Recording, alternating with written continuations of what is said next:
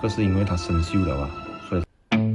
今天这单收到一个粉丝的电话，他跟我讲他的冷气1年都没有开几次，可是现在他一开的时候冷气就不冷了，所以是什么问题呢？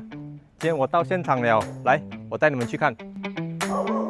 现在冷气已经跑了，它的 gas 已经零了，所以我们要 check load 之前呢，需要把 gas 加到有一定的 pressure 才能做 checking。现在我们开始加 gas。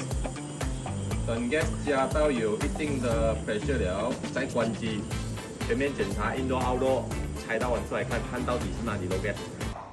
现在这个 outdoor compressor 我已经把它拆散来看了，所以现在我开始检查这个 condenser 这里，看是否有漏 gas 哦。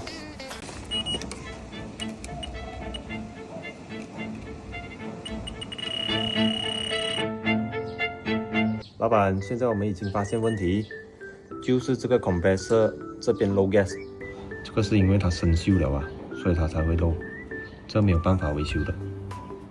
这种冷气漏 gas 的情况呢，其实是很少遇到的，所以这一单 compressor 里面漏 gas， 这个是没有办法去维修的。换 compressor 的话，那个费用有一点高，所以不建议屋主们你们去更换 compressor， 因为冷气的年份也已经旧了。如果你们的冷气也是一样很少开，开的时候不冷，有可能是漏 gas。